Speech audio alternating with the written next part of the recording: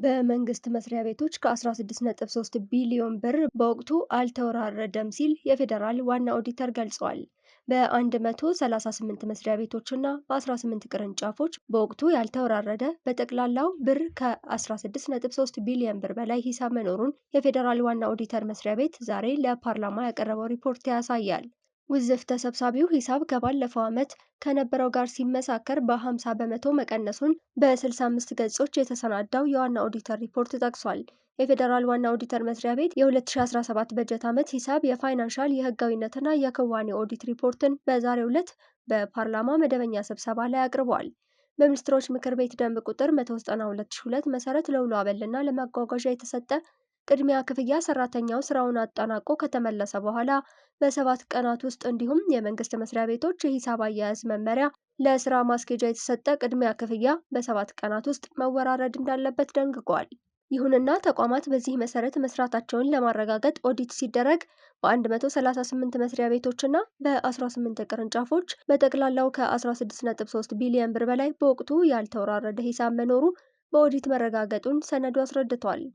ተሰብሳቢ ሂሳቡ በዕድሜ ቆይታ ጊዜው ሲተነተን ደግሞ ከ1 ወር እስከ 1 ዓመት 4.6 ቢሊዮን ብር፣ ከ1 ዓመት እስከ 5 ዓመት 6.6 ቢሊዮን ብር፣ ከ5 ዓመት በላይ እስከ 10 ዓመት 4.8 ቢሊዮን ብር፣ ከ10 ዓመት በላይ ደግሞ 154 ሚሊዮን ብር እንዲሁም ቀሪው ከ5 ሚሊዮን ብር በላዩ ደግሞ የቆይታ ጊዜው የማይታወቅ ነው ተብሏል። ውዝፍ ተሰብሳቢው ሂሳብ ባለፈው ዓመት ከነበረው ከ32.9 ቢሊዮን ብር ወደ 16.3 ቢሊዮን ብር ወይም በ50 በመቶ መቀነሱ ባለ 65 ገጹ ሰነድ አብራርቷል። በዚህ በጀት ዓመት ተሰብሳቢ ሂሳብ ከተገኘባቸው ተቋማት መካከል ከፍተኛውን ድርሻ የያዙት ተቋማት የጤና ሚኒስቴር 3.4 ቢሊዮን፣ የዋቻሞ ዩኒቨርሲቲ ብር 1.3 ቢሊዮን፣ የከተማና መሰረተ ልማት ሚኒስቴር 982 ሚሊዮን ብር፣ የመስኖና ቆላማ ሚኒስቴር 958 ሚሊዮን፣ የባህር ዳር ዩኒቨርሲቲ 926 ሚሊዮን ብር፣ የትምህርት ሚኒስቴር 762 ሚሊዮን ብር፣ የአደጋ ስጋት አመራር ኮሚሽን ብር 648 ሚሊዮን እንዲሁም የጎንደር ዩኒቨርሲቲ ብር 593 ሚሊዮን መሆኑ ተጠቅሷል። የዋና ኦዲተር መስሪያ ቤት ውዝፍ ተሰብሳቢ ሂሳብ በወቅቱ አለመወራረድ ለመንግስት ገንዘብ መባከን ምክንያት ስለሚሆን ሳይሰበሰቡ የተገኙት ሂሳቦች እንዲወራረዱና ሊሰበሰቡ በማይችሉት ላይ ደግሞ ከመዝገብ እንዲሰረዙ ለየተቋማቱ በተላከው ሪፖርት ማሳሰቡን ጠቅሷል። በሌላ በኩል በ2016 እና ከዚያ በፊት አላግባብ የተፈጸሙ ክፍያዎች ተመላሽ መደረጋቸውን ለማረጋገጥ ኦዲት ሲደረግ እንዲመለስ አስተያየት ከተሰጠበት 21.5 ቢሊዮን ውስጥ ተመላሽ የተደረገው 31 በመቶ ብቻ እንደሆነ ተዘርዝሯል። ወደ 15 ቢሊዮን ብር ወይም 69 በመቶ ተመላሽ ያልተደረገ መሆኑ ታውቋል። የኮምቦልቻ ጉምሩክ ቅርንጫፍ 99 በመቶ፣ የኤርፖርት ጉምሩክ ቅርንጫፍ 94 በመቶ፣ አርባ ምንጭ ዩኒቨርሲቲ 80 በመቶ፣ ምዕራብ አዲስ አበባ ገቢዎች ቅርንጫፍ ጽሕፈት ቤት 63፣ የኮምቦልቻ ገቢዎች ቅርንጫፍ ጽሕፈት ቤት 42፣ የቃሊቲ ጉምሩክ ቅርንጫፍ 40 በመቶ፣ የሞጆ ጉምሩክ ቅርንጫፍ ጽሕፈት ቤት 34 በመቶ እና አዳማ ጉምሩክ ቅርንጫፍ ጽሕፈት ቤት 32 በመቶ በግኝቱ ላይ በተሰጠው አስተያየት መሰረት እርምጃ ከወሰዱት መካከል ናቸው። በ2016 እና ከዚያ በፊት ባሉት በጀት ዓመታት የሂሳብ ኦዲት ግኝቶች የማሻሻያ ሂሳብ መሰረት የተሟላ የሰነድ ማስረጃ ሳይቀርብላቸው ለተፈጸሙ ክፍያዎች ማስረጃ የቀረበላቸው መሆኑን ለማረጋገጥ ኦዲት ሲደረግ በ35 መስሪያ ቤቶች ማስረጃ ሊቀርብለት ከሚገባው 2.9 ቢሊዮን ብር ውስጥ ማስረጃ የቀረበለት ለ51 ሚሊዮኑ ወይንም ለ1.8 በመቶ ብቻ መሆኑን ሰነዱ አመልክቷል። ወደ 2.9 ቢሊዮን ወይንም 98.2 በመቶ ማስረጃ ያልቀረበለት መሆኑም ተጠቅሷል። በግኝቱ ላይ በተሰጠው አስተያየት መሰረት እርምጃ ከወሰዱት መካከል የወራቤ ዩኒቨርሲቲ ሙሉ ለሙሉ ሲሆን በተቃራኒው የትምህርት ሚኒስቴር 5.8 ሚሊዮን ብር ወይም 1.3 ከመቶውን ነው።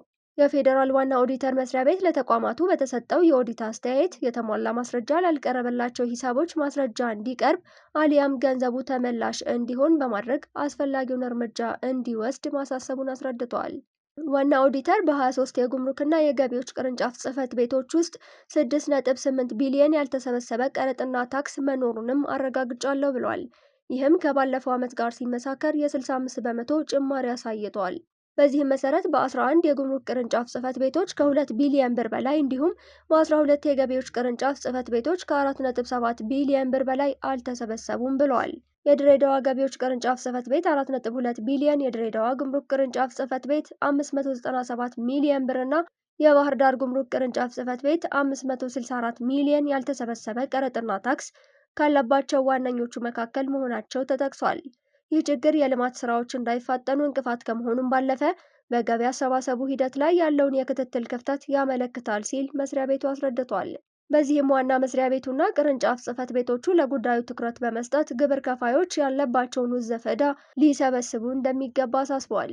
የተሟላ የወጪ ማስረጃ ሳይቀርብ በወጪ የተመዘገበ ሂሳብን በተመለከተ በተሰራ ኦዲት ደግሞ በ42 መስሪያ ቤቶች በጠቅላላ ወደ 1.2 ቢሊዮን ብር የተሟላ ማስረጃ ሳይቀርብ ክፍያ የተፈጸመ መሆኑን ሰነዱ ዘርዝሯል። ከ2016 በጀት ዓመት ጋር ሲነጻጸር የ843 ሚሊዮን ብር ብልጫ አሳይቷል ተብሏል። የ2016 በጀት ዓመት ጋር የነበረው 345 ሚሊዮን እንደነበር ያስረዳው ሰነዱ የ2017 ግን ወደ 1.2 ቢሊዮን ብር ይጠጋል።